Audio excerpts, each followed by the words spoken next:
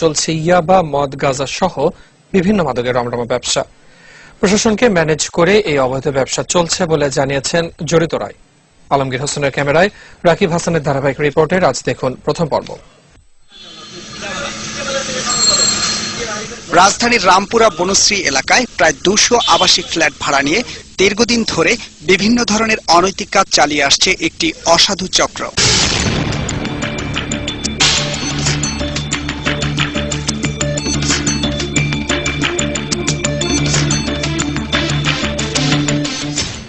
সরেজমিনে 21-এর ক্যামেরায় এভাবেই ধরা পড়ে ইয়াবা ও নারী ব্যবসার দালালরা।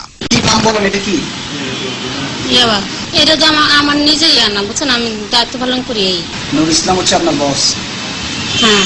খারাপ ভাইয়া। হ্যাঁ, আমি বুঝতে পারছি, যখন আমি চলে যাবো। রামপুরা থানা ছাত্রলীগের সেক্রেটারি পরিচয় দানকারী শামীমও এভাবে হাতে নাতে ধরা পড়ে।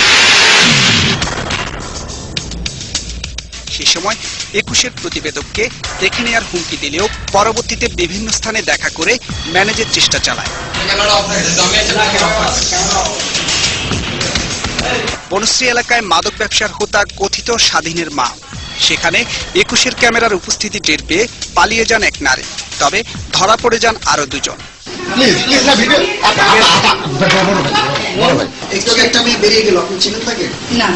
আমি একটা মিডিয়া পার্সন, সেই রেসপেক্টে আমি আসছি। এখানে কি কার সাথে কি পরিচয়, এটা বড় ব্যাপার না। ঝর্ণা, শান্তা, নূর ইসলাম, মিতা এই 4 জন বনশ্রী এলাকার মাদক ও নারী ব্যবসা নিয়ন্ত্রণ করেন। ঝর্ণার বাসায় নিয়মিত ইয়াবা সেবন এবং গাঁজার আসর বসে। গোপন ক্যামেরায় ধারণ করা ঝর্ণার স্বীকারোক্তিতে বেরিয়ে আসে প্রশাসনের জড়িত থাকার খবরও। সব প্রশাসনের লোক, সবগুলা আমার পাবলিক যে খুবই কম। ওই ফাঁড়িতে ধরেন এই যে এরা আছে, মানে যাক, মানে কোনো মাসে দেই, আবার কোনো মাসে দেইও না, মানে ওরা এটা মানে কোনো করে না, কিছু করে না। এক পর্যায়ে 21-এর টিমকে প্ররোচিত করতে দেয়া হয় অনৈতিক প্রস্তাব। এটা তো আছে সুন্দর ভাই, যা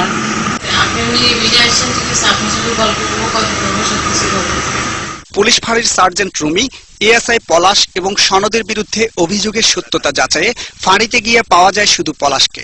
তিনি অস্বীকার করেন সব অভিযোগ।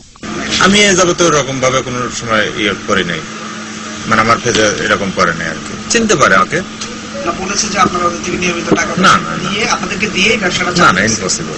আবাসিক এলাকায় এ ধরনের অনৈতিক কর্মকাণ্ডে ক্ষিপ্ত স্থানীয়রা।